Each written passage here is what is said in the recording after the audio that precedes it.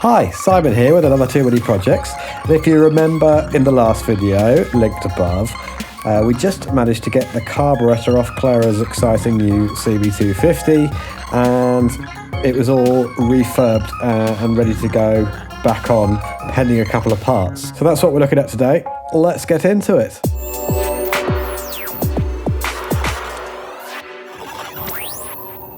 So down here where the carburettor is missing, you can see everything's quite dirty, so we'll have a bit of a clean out before we put it back in. That vacuum line is split quite badly and has a cable tie on it. I wish I'd known that before I bought all that hose from that hose place.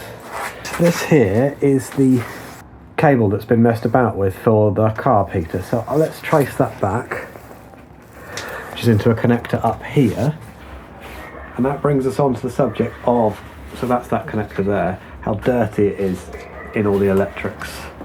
This is the starter solenoid at the back here, and sometimes when you press the starter button nothing happens, so I'd like to get that cleaned out because I think some of this dirt is causing a lot of problems. I'm going to unplug that connector and see if the cable for our carb heater is compatible with that connector, which I'm hoping it is, and then everything is just so dirty.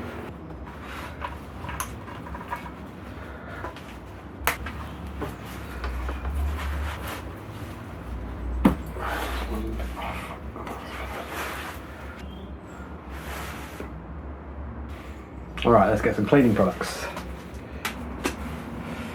Okay. Let's not put degreaser into the bottom of the engine. Lovely. Inlets protected.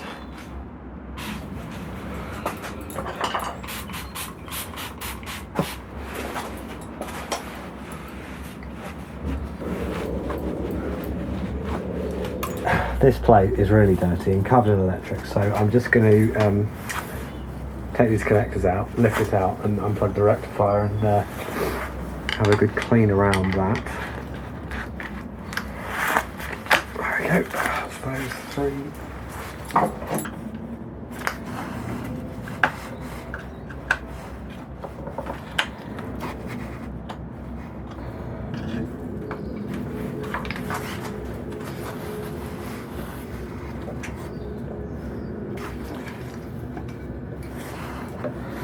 Magic.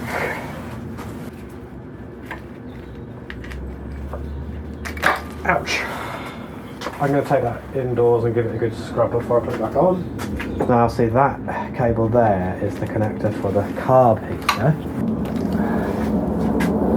Oh, that's a different connector, but it's about the same length. So I might have to replace the connector on the end of the new one, but we'll have a look. And this is the little switch someone had installed badly. I found that this is permanently attached to the ignition, so whenever the ignition is on, the carb heater is on. So I guess if you, a bit like a diesel, if you stick the ignition on and leave it for 10-20 seconds, you'll find that the combustion chambers are heated by the glow plugs. I guess it's a similar thing in this scenario, except it'll help with the starting, but it's also running to keep the mix warm whenever the bike's running, which makes me think it's even more essential. But maybe this switch is evidence that someone who had experience with this bike found that wasn't true. We will see. More cleaning though. As I clean everything here, I'm realising how much easier it is to get to a lot of stuff while the carburettor's out, and how much easier it's going to be to get to the carburettor with all this stuff out. So I'm just doing a bit of preventative maintenance as well. Starting with cleaning as much as I can. I've got contact cleaner for all the connectors to make sure we're not having any connection issues. Stator connector down here is looking particularly dirty, so I will get in there and really make sure those are cleaned out. Then I've got some gummy flesh, because this boot was really stiff when we were trying to pull the carburettor back to get it over the inlet manifold. It's not only a rubber cleaner, it's a rubber conditioner. See if that helps at all. Probably won't, but it's clean at least, and clean's not bad. And then good news, a lot of the parts of the frame that I thought looked like rust starting weren't, they were just dirt, but nonetheless there are quite a few little bits where the powder coat has come off and we are looking at surface rust starting on the frame. We're too late for a lot of that kind of surface rust. This is that piece of metal I took out which goes there. I'm just cleaning off the surface rust with some wire wool, a bit more work to do there, and then putting a bit of ACF 50 on all of those spots to make sure that we're protected against that rust getting worse, at least for the time being. And I will just check on the stator wires here and check for 0.2 to 0.6 ohms between the coils to make sure that there's no issues in the stator down the bottom there. It's just the connector with the yellow wires going off into the engine. Down here is the starter solenoid and the main fuse actually. My concern with the starting issue is these contacts seem to have had some water get in there. They don't look too dirty, but all of this, I think if I just take that apart, give them a good clean and put it back together again, that might be the issue. So the top and the electrics and everything is looking much fresher, and that goes deep into the contacts as well to make sure that we've got nothing that could be throwing us off when we come to try and sort out that starter issue. It was mainly dirt, there was nothing seriously wrong in here, so that was pretty good. I have tested the stator with the ammeter just to make sure that's within spec, and it is. And then we're ready to put the carb back in once we get this breather hose. I did clean up the drain hose from the carb there and I've just clipped it in ready. So I'll buy that hose and I'll come back to you in a bit. So it turns out this vacuum hose is really specific to the bike. So I've managed to get a brand new one from Honda with some lovely clamps, and that is a new connector for the carb heater as well, which matches with the bike. Okay, so with all those parts we've got, let's see if we can't start popping everything back on. This was not the correct tape to use.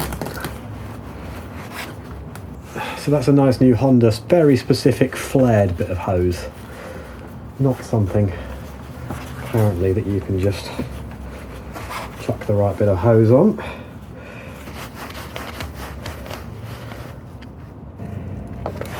Alright, so we've got a breather hose back. Now our inlet here has a paper gasket and an O-ring, which seemed excessive to me. Let's see if we can get the old one off. I've got a new one off the internet. Well, that was a trial. Hate cleaning gaskets off. A little bit more to clean off at the top there actually, but mostly that paper gasket's off. It was 100% stuck. Really, that was the moment we chose to turn off. Just to finish that segment, it was 100% stuck to this surface and not the carburettor, which is the wrong way around when you haven't got a work standard and you're not taking the manifolds off, because it's very hard to work in this space. But I've got it off. Let's have a look at some parts that are going back on. So what we've got going on is a new stainless steel clamp for the airbox, new paper gasket, a couple of different kinds of new fuel hose. I'd like to get this really nice R9 stuff on the actual fuel feed, but it might be a bit thick, a bit fat. It's the same internal diameter as the current one. I've also got this less serious but still very high quality fuel hose. I've actually put the original breather hose back on the carb because it's a bit narrower than the nice new stuff I've got, and it fits through this hole quite nicely, and as much as I like the really expensive stuff I bought, it is overkill for a breather hose. And there's my new connector on the carb heater. So the next thing to do is just to chuck the new paper gasket and the clamp onto the back. Then we're going to shove this inside of the carburettor back into the airbox, and we're going to put it really hard move it in and pop it onto the manifold. Getting that old gasket off was a real trial, and I was reading about putting grease on fibrous and paper filters like this, and also to stick them onto the mobile parts, the carburettor and this part, and then grease them onto the engine. That was more for the side gaskets, for the side covers, but I can see from taking off the last one why people like to do that, to make sure you've got a slight advantage in getting it off next time. So what I'm going to do is I'm going to put a thin layer of grease. God's sake. So I'm just going to put a very thin layer of grease on the side that goes onto the manifold on the engine. And because this has got a rubber O-ring, I'm not going to do that on this side. I'm just going to leave it dry.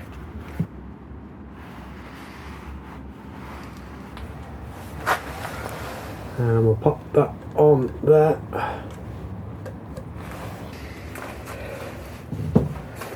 And so I don't know if you can see that very well there, but this is the entry into the airbox.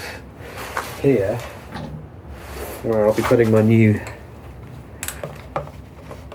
clamp, I'm going to be bringing the back of the carb into that airbox entry there, and then pulling backwards as hard as I can to kind of compress that rubber back and get it over the studs that are just out of view here. Clara's away working at the moment. That's why she's not helping. And with her help, I've struggled to get this thing out. Okay, so I've got the carburettor the wrong way around. Great, come on. All right, let's go again without the clutch cable in the way. Let's see if that makes things easier. Oh. Okay, so I've got the back settled in to the airbox, and I've got the front, got it back far enough back to sit on the manifold, but getting it over those studs is just total flipping madness. I feel like there should be more flexibility in this airbox hose. Up, maybe. It's going to get me. Okay, so that was really easy when I got a system together. And the system was top of the airbox. What do we call that? The top of the airbox outlet is flexible. The bottom of the airbox outlet is not very flexible. So if when I pulled it back, I also pulled it up, I've got a lot more leeway. I don't remember what I did with the nuts for here. I have some nicer quality ones to hand. Oh, get really fiddly, this one. Come on.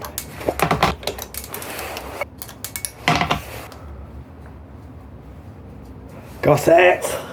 Ha!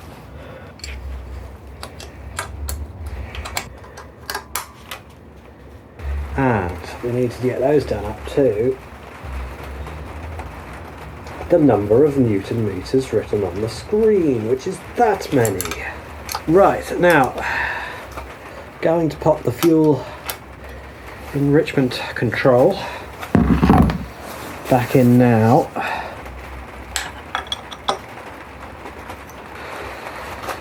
Let's organise some hoses and things then. So we've got, this is our vent hose that goes from this top bit all the way over the top, and actually it's coming out down here, so I'm going to make sure that's rerouted back towards the floor. I'm going to pop that back on. Fuel drain hose, which also is the overflow, is hidden back there as well, so I'm going to get that fixed back on underneath. Make sure that goes out underneath the bike, so if any fuel comes out, it goes on the floor. I might have to stick something up and pull that down. The cable for the carb heater is going to be going into the back of this clip, following up through this top clip So, first of all, very tidily. Oh, I like a reusable cable tie. What function, look at that.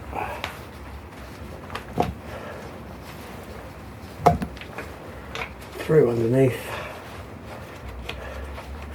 and into there. And that's the clip on the loom, and you can see the dirty one, and look, nice clean one's just turned up there.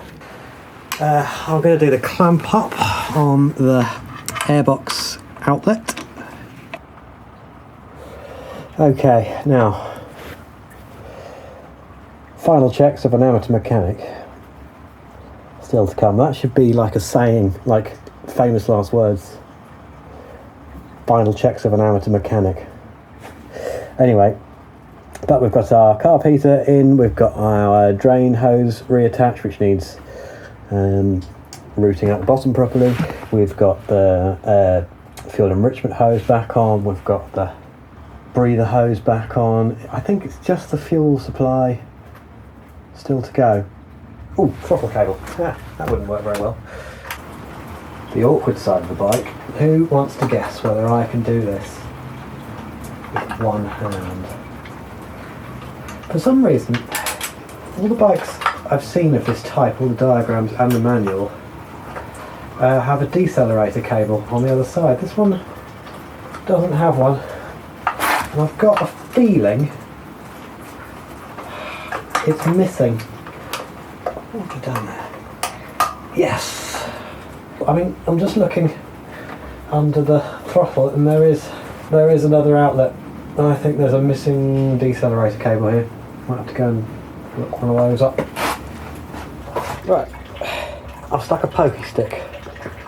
pokey long stick up from underneath the bike where I want the drain hose to come out, and I'm going to pull it out all the way, find my pokey stick on the top.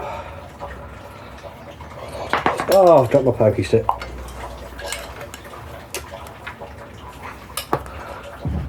Okay, petrol drain hose sticking out the bottom of the motorbike, that's where we want that. Lastly, whip a little clamp on there. Now, if it's hard to put this hose on, I do usually dunk it in a little cup of hot water. That just softens it up a bit. Probably isn't the right thing for a carburettor, but it does the job. But this stuff is fine. But just through there you can see the clamp for the fuel feed. And we will whip the tank back on. Pop the battery back in the other side as well, because that's been inside because it's winter. We're not the sort of real people who actually ride motorbikes in winter, I'm afraid. I'm sorry about that. And let's sort out this fuel feed. Right, so that's the old...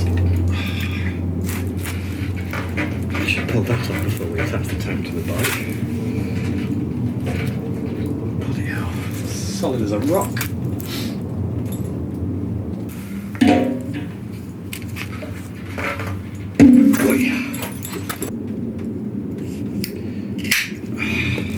Got some plumbing cutters there, which seems to work pretty well. Nice little stainless clamp. This is a less flexible hose than the original. Go on, get on there, that's it. That's fine, bro, easy peasy.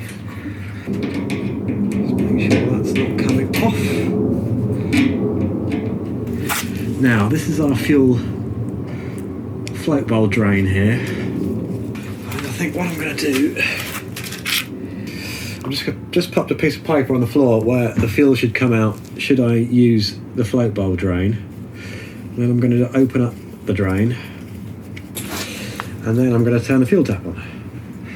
And in theory, fuel should be running down there into the float bowl, and yes, it's piddling out the bottom and being soaked up by something safe. So that means we know there's fuel in the float bowl. Right, so we've got the carburettor all attached properly. We've got fuel feeding into the float bowl. The float bowl has fuel in it. We have some power to the bike. Yep. So theoretically, I should start, right? Now, if you remember, I did say sometimes when you press the start button on this bike, the starter hasn't been turning over. It's intermittent. You have to press it 10 times, and it usually works 1 to 2 times out of every 10. I have cleaned up all that electrics there, and that might have solved that problem. Let's find out. No, it hasn't. That's the start button pressed down. Okay, that seems to have got worse. Oh, that's a start. So that was the solenoid going, and it was lots of clicking. Why was there lots of clicking? Future Simon here, interrupting your regularly scheduled broadcast just to draw your attention to these dash lights. If I was able to draw past Simon's attention towards these dash lights, the rest of this video wouldn't have happened because I would have noticed what was wrong very early on. But you lovely viewers can watch me try and work it out for an age. On with the show. I think that solenoid is knackered. That was loud clicking and all from the solenoid. There was nothing to do with the engine there. Let's see how hard it is to whip that solenoid out and have a little look at it. Alright, so this is the starter solenoid here, and I think it's not that hard to get to. I just need to maybe drop the fuse box out there, which I can do with my fingers. Pull the CDI box outside just to get it out of the way.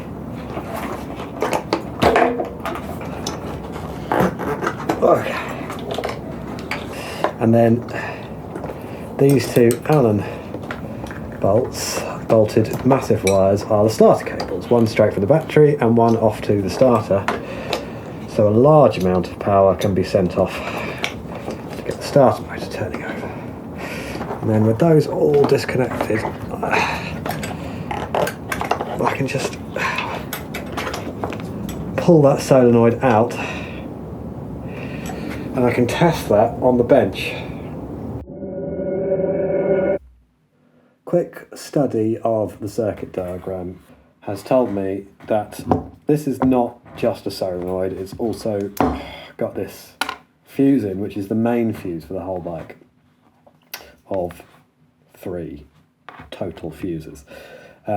So we've got our battery side of the solenoid here and our starter motor side there. Because we've got the main fuse incorporated here, 2 of these connections actually are for the rectifier, the 12 volt feed from the rectifier, and the 12 volt feed that goes out of here to the ignition switch to power the rest of the bike. So this is the gatekeeper to our battery. So actually 2 of these terminals are not involved in starting the bike. Which 2 is fairly easy to work out, right? Because this is the battery side. Now if I get my meter to beep when there's continuity and just test each side of the fuse, I know that this side of the fuse is for the battery. So this side of the fuse will be linked to one wire which goes to the rectifier and one which goes to the ignition switch. So it's not that one, it's not that one. The top one, the top 2 are linked to the fuse, right? So if it's working properly, when these 2 terminals have 12 volts running through them, then the solenoid will click and the switch will go off. So if I stick a couple of crocodile clips on there, grab a 12 volt battery, it should click when I link it up like so. That's pretty good. So I think the problem is not with the solenoid at all. So I'll pop that back on the bike and reconsider what to do next tomorrow. Now, I want a nice resolution to my evening. So look, there's the 2 connections that connect when the solenoid clicks shut, or should do. Here's a U-shaped piece of starter cable I had knocking around, and all I'm going to do, but is I'm going to shove that onto one side of there and then the other, and that's my new starter button. Battery attached, ignition on. Right, let's see if I can do this in a quite controlled manner. Press the starter button. Nothing. Second idea. Maybe the problem is this kill switch. So if I move it backwards and forwards 100 times. Oh, it's half working again. So the battery is freshly charged, but it's always good to just have a quick check. I'm getting less than 11 volts off the battery. You just disconnect the battery. 12.2. Let's get a different battery. This is the battery off the blue bike here, which is just coming in from the charger. I know this one's healthy. And here are some jump cables. So, what I would like to do, well, first of all, we'll just see if it works, shall we? Ignition on, button. Dead battery.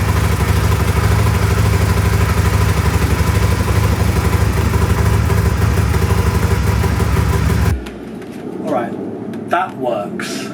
This video is getting a bit long. We need a new battery. We need to look underneath the exhausts, and I'm going to take this switchgear off properly and really give it a good clean, because that just seems to be dirty. Part of the reason it's dirty might be because that decelerator cable is missing from under here and a lot of dirt is getting in there. So getting a new one of them would be a bad idea. But purring like a kitten to start off with, so I'm really happy with how that carburettor's working. Really happy with how the under seat area is looking. In the meantime, thank you for watching. Like and subscribe. I will see you on the next one.